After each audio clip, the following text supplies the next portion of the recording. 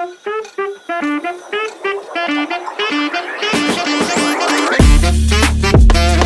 Krishna, welcome to our channel the bay of law. तो हम अपने बीएसए में आज पढ़ेंगे सेक्शन 157 जो कि इंडियन एविडेंस एक्ट का सेक्शन 154 था। तो क्या कहता है ये जो सेक्शन है हॉस्टाइल विटनेस के बारे में बात करता है। हॉस्टाइल विटनेस मतलब क्या?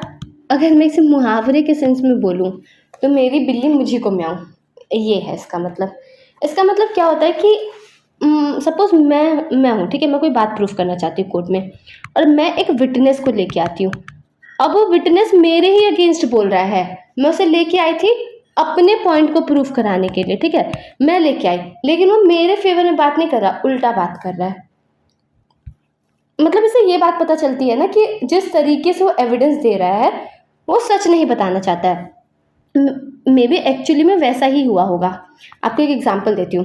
जैसे बहुत सारे ऐसे केस थे, जैसे जेसिका लाल मर्डर केस, आप लोगों ने सुना होगा इसके बारे में, आपने ये वाली मूवी देखी होगी। तो जेसिका लाल मर्डर केस, उसमें क्या हुआ था कि जब मर्डर हुआ था तो क्या हुआ, पहले जो लोग विटनेस बनने के लिए रेडी भी थे लेकिन जो अपोजिट पार्टी थी उन्होंने उनको पैसा दे दिया, तो उन लोगों ने क्या किया, अपना बयान जो था चेंज कर लिया। तो वो लोग क्या हो गए, हॉस्टाइल हो गए। मतलब they are not desirous of telling the truth. अब ये हॉस्टाइल विटनेस को डिफाइन कहाँ किया गया है, तो इससे रिलेटेड हमारे पास केस है। केसेस वगैरह ये सब ध्यान से देखा करो, ठीक है।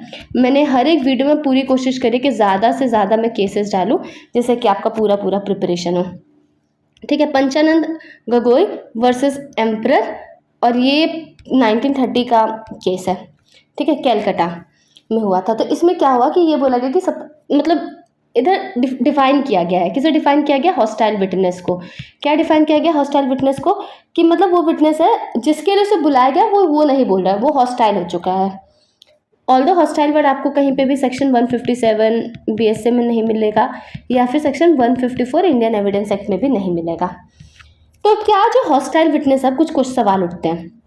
क्या ये जो हॉस्टाइल विटनेस है, ठीक है, इसे फॉल्स विटनेस माना जाएगा? अब आप बताओ क्या माना जाएगा, सोचा करो। जब मैं क्वेश्चन पुटअप क्या करूँ ना तो दिमाग में सोचा करो। तो इसका मतलब क्या है कि अब मतलब इसकी कोई वैल्यू ही नहीं है इसके बाद की? तो नहीं, ऐसा नहीं है।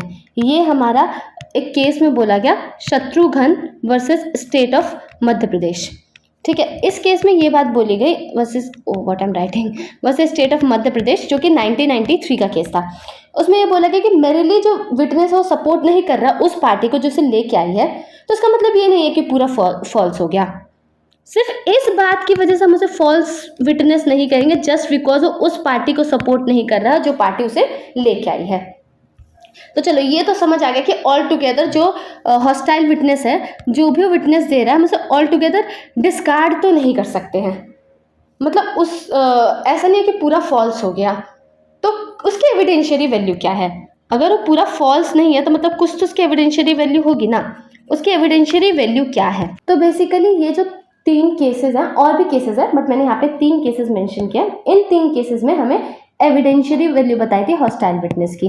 तो Gulshan Kumar versus state, Balu Shinde versus state of Maharashtra, state of Uttar Pradesh versus RP Mishra, G Parshvanath versus state of Karnataka. तो ये मतलब कुछ केसेस थे, और भी केसेस है जहाँ पे हम लोगों को एविडेंशियरी वैल्यू बताई हॉस्टाइल विटनेस की।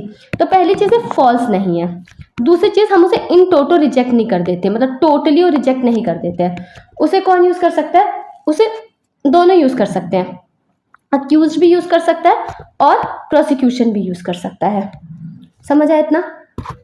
और अगर चाहे तो इसे कोरोबरेट करके यूज़ किया जा सकता है। मतलब जैसे ही कोई हॉस्टाइल विटनेस हो ना तो कोर्ट को थोड़ा क्या हो जाना चाहिए, कॉशियस हो जाना चाहिए। थोड़ा होता है ना कि थोड़ा सा ज़्यादा केयरफुल रहना चाहिए, रूल ऑफ प्रूडेंस को फॉलो करना चाहिए। ऑब्वियसली थोड़ा ज़्यादा स्क्रूटनी से उस चीज़ को ऑब्जर्व करना चाहिए, थोड़ा ध्यान से देखना चाहिए, क्योंकि ऑब्वियसली वो हॉस्टाइल हो चुका है, मतलब वो बात पलट रहा है तो कुछ भी बोल सकता है, उसकी बात का क्या भरोसा। तो रूल ऑफ प्रूडेंस लगा के कोर्ट थोड़ा कॉशियस रहे, तो जो भी टेस्टिमनी हॉस्टाइल विटनेस देता है उसे कोरबरेट करके यूज़ किया जा सकता है। There is no harm in it. एक और चीज़ मैं आपको बता दूं, सपोज हमारा ये हॉस्टाइल विटनेस है, तो क्या इसे क्रॉस एग्जामिन किया जा सकता है? नॉर्मली आप लोगों ने रूल पढ़ा होगा कि जो पार्टी विटनेस को लेके आती है, सपोज मैं विटनेस को लेके आऊंगी तो मैं उसका क्रॉस एग्जामिनेशन नहीं करूंगी, हमेशा अपोजिट पार्टी करती है, ये तो आपको पता है। तो क्या ये जो हॉस्टाइल विटनेस है अब जो अपनी बात से पलट चुका है, उसे जो पार्टी लेके आई है, क्या वो इसका क्रॉस एग्जामिनेशन कर सकती है? अब ये क्वेश्चन उठता है।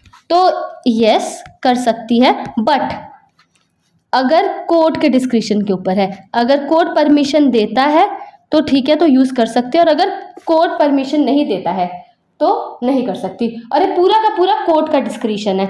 एज अ राइट हम लोग नहीं ले सकते हैं, या फिर कुछ पर्टिकुलर सेट ऑफ चीज़ें अगर ये मैच हो गई तो अलाउ कर दिया जाएगा। नो, ऐसा कुछ भी नहीं है।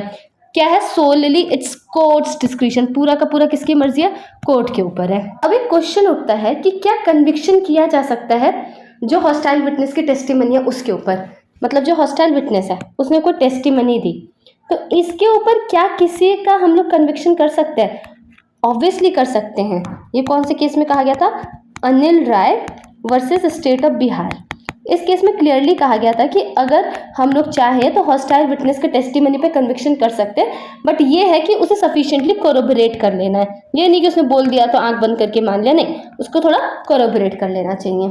तो यही था हॉस्टाइल विटनेस के बारे में। किसी तरीके का डाउट होता है, कोई फीडबैक है, एनीथिंग जो भी आप बोलना चाहते हो, please do mention, it will help us to improve, और जो मोटिव है इस चैनल का पूरा हो पाएगा। हरे कृष्ण। वीडियो तो एंड हो चुकी है, पर आप हमसे कनेक्ट कर सकते हैं हमारे इंस्टा आईडी पे, लिंक डिस्क्रिप्शन में दिया गया है। और ऐसी और वीडियोस देखने के लिए हमें सब्सक्राइब करें। हरे कृष्ण।